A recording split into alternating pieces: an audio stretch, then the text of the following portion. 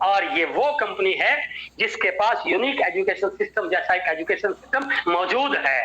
हो सकता है अभी हमने इसके महत्व को ज्यादा पता नहीं हो, लेकिन मैं आपको बताना चाहता हूं इसको लेके हमारी जो तैयारी है।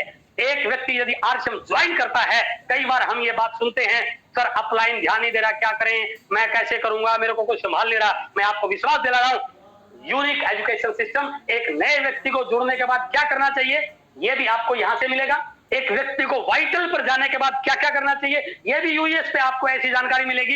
एक व्यक्ति को रॉयल्टी पे जाने के बाद क्या ट्रेनिंग चाहिए, यह भी आपको यहां पर मिलेगा। एक व्यक्ति को टेक्निकल पर जाने के बाद कैसे बिजनेस को मैनेज करें, कैसे टीम को मैनेज करें, कैसे लीडरशिप को डेवलप करें, उन सारी चीजों को लेकर के आप इस सिस्टम के यूनिक एजुकेशन सिस्टम पे आपको सारी जानकारियां मिलने वाली है। और फिर मैं इस बात को रिपीट कर रहा हूं, ये हमारे लिए बहुत बड़ा टूल है। हमारे बिजनेस को इस दौर में बड़ा करने में सबसे बड़ा रोल यूनिक एजुकेशन सिस्टम करने वाला है। इसलिए जिन साथियों ने अभी तक इसको सब्सक्राइब नहीं किया है, इसको सब्सक्राइब कीजिए और इसकी संख्या को उस लेवल पर लेके जाइए ताकि कोई देखे भी तो उसको देखने के लिए अपनी गर्दन को यूं करना पड़े। तो हमारे पास यूनिक एजुकेशन सिस्टम जैसा एजुकेशन सिस्टम है, ये वो आरसीएम है। अब मैं थोड़ा सा बताना चाहूंगा आरसीएम की तैयारियां क्या हैं।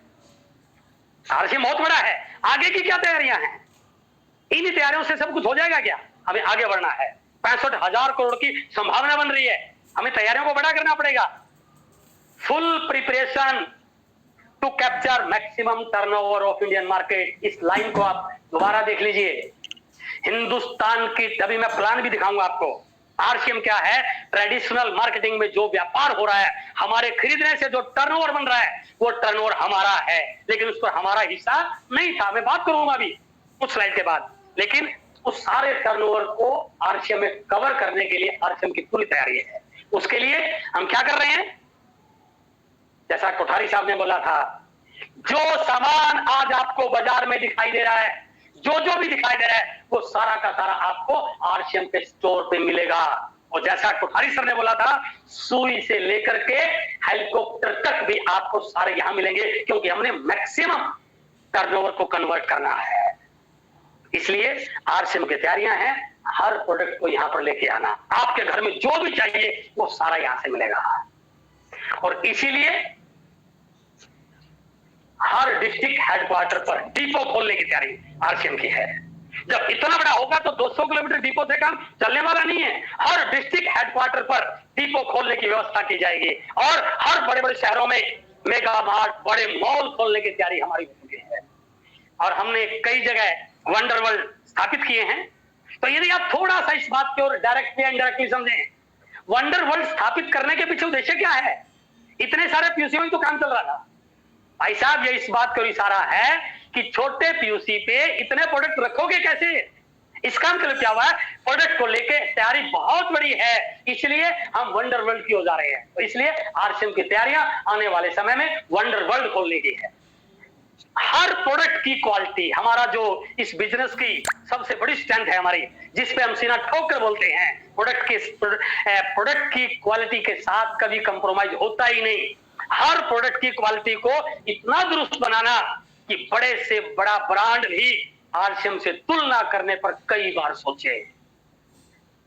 हमारे बहुत सारे प्रोडक्ट ऐसे हैं अनबीटेबल, कोई कंपटीटर ही नहीं है। हमारा ऑयल है, हमारा बिस्कुट, मैं बहुत लोगों को देखता हूं, पूछता हूं, बच्चों के लिए लेके आते हैं बिस्कुट, कहां से लाया? सर कल टीवी में बड़ी ऐड आ रही थी। अरे भाई साहब, एक बार उसके पीछे पढ़ के तो देख, क्या लिखा हुआ है? Made from palm oil. अरे भैया, तो टीवी की ऐड देके अपने बच्चों को पाम ऑयल का बिस्कुट खिला रहा है? एक बार इसको तो खा के देख। ये हेल्थ गार्ड ऑयल से बनाया गया है, ये आटे से बनाया गया है, फाइबर के साथ बनाया गया है। चाय, कई लोग बोलते थे कि सर चाय नहीं पीऊंगा, घर आते थे, सर चाय नहीं पीऊंगा। क्यों नहीं पिएगा? सर मुझे चाय पीने से एसिडिटी हो जाती है। मैं बोलता भाई साहब, चाय पीने से एसिडिटी नहीं होती, गलत चाय पीने से एसिड होती है। और हमारा मानना है, हमारी चाय की क्वालिटी इतनी बड़ी है कि आपको तो क्या, पड़ोसी की भी एसिडिटी दूर हो जाती है भाई साहब। हर प्रोडक्ट की क्वालिटी को लेके, चाहे आप साल्ट की बात करें, हर प्रोडक्ट की क्वालिटी को लेके कंपनी बहुत बड़ी तैयारी के साथ आगे बढ़ रही है। और सबसे बड़ी चीज क्या है, डायरेक्ट सेलिंग क्या है, एथिकल डायरेक्ट सेलिंग क्या है, डायरेक्ट सेलिंग का सही स्वरूप क्या होता है, ये गाड़ी घोड़े दिखा करके लोगों को गुमराह करना डायरेक्ट सेलिंग नहीं है भाई साहब। डायरेक्ट सेलिंग का मतलब है हमें केवल पैसा नहीं चाहिए, पैसा चाहिए, बिल्कुल चाहिए, खूब चाहिए, कमाइए, लेकिन डायरेक्ट सेलिंग का मतलब है, मैं कल ही मेरे एक दोस्त से बात कर रहा था, मैं मेरे साथी हैं पुराने, शायद आज वो लाइव भी मैंने उनको इनवाइट भी किया था। 15-18 साल पहले हमारे साथ काम करते थे वो, बीच में दाएं बाएं डाइवर्ट हो गए, जो भी कांड रहे। कल वैसे बातचीत हुई तो मैंने कहा सर क्या कर रहे हो? मैंने कहा सर अब सोच रहा हूं कुछ और करने की। 18 साल के बाद भी सोच रहे हैं कुछ और करने की। क्यों? क्योंकि डायरेक्ट सेलिंग की नॉलेज नहीं है लोगों को, सही डायरेक्ट सेलिंग क्या होता है। और जैसे ही कोई व्यक्ति दिखाता है तूने इतना किया, यहाँ पे इतने आया, बस अरे तू मेरे साथ था 6 महीने में मेरा इतना आ गया, और वो गुमराह हो जाता है। चलो मान लिया चला गया, हो सकता अच्छी कंपनी में गया हो, अगले 6 महीने बाद फिर एक और बढ़िया कंपनी आ जाती है, और फिर क्या कहता है सर इससे बढ़िया आई है। और मैंने कई लोगों को ये कहते सुना सर अब तो जोरदार मिल गई है, वो जोरदार कभी आती ही नहीं है।